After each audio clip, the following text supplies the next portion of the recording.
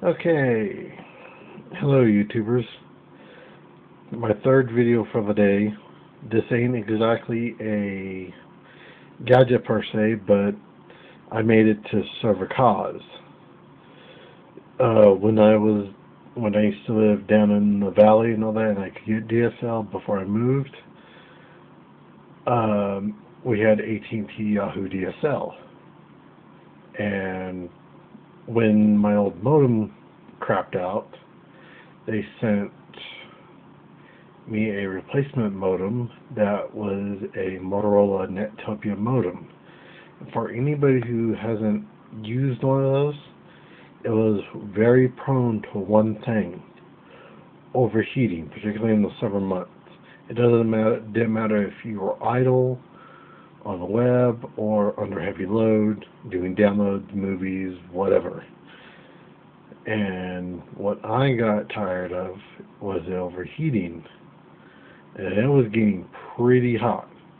So I had to create something to force air into the modem without actually harming the modem, since it was still under warranty. So I couldn't do any modding to the case or anything like that to install a little mini fan on there and tie it into the motherboard, into the little board. But I had plenty of Legos, as you can see where this is going. So I built something to force air into the modem with Legos and one PC fan. And this is it.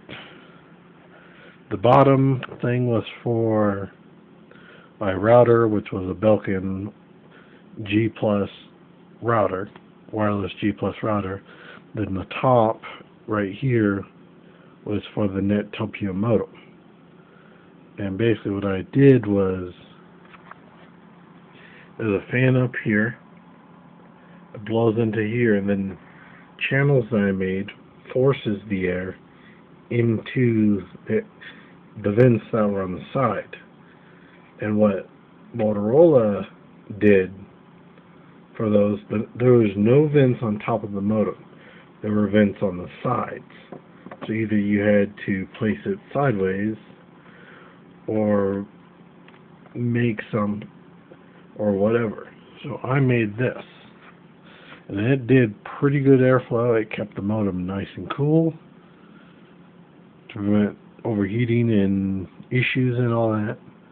And this fan is a Thermaltake PC case fan. But what's different about that with this one is that it's built for modding. So I apply power, it's blue LEDs on the fan, and that kept the modem cool. And also was pretty nice because I had this in my room, which is where the modem was, because I was the one paying for it. So at night this would be constantly running, and it would do off where my room was blue. There were times that I had to unhook it, but ever since, I've kept this in one piece, and it's been in one piece for about 2 years now. I want to redo it with with the Legos that I originally intended on using, to where if I ever move out from where I'm living now and I get a house with DSL and it winds up to be AT&T, and they send me another crappy modem like the netopia line, which I think out of all their modems, the best was the Speedstream from CMS. The best one was the 4100, the 1400 line. It kept cool, rarely had any issues, but my Speedstream was the later revision. The first ones were the best ones that ran like a clock. So basically this was to help it from overheating issues and going beyond its warranty, because I had neighbors that had the netopias, and during the summer months when it got hot, in the room they had it in, it overheated and killed itself. So yeah, so I did this to keep the modem cool, and I kept this together for 2 years. I moved here where I am in 2009, so, but up where I live, it's a rural area, and I was, back in 09 through 2010, I was actually using dial-up. Then I went to 3G, and then on the service I'm on now, which is actually pretty nice because it runs Cat5 cabling straight into the home. And that I may do tomorrow or later on. But last view of this,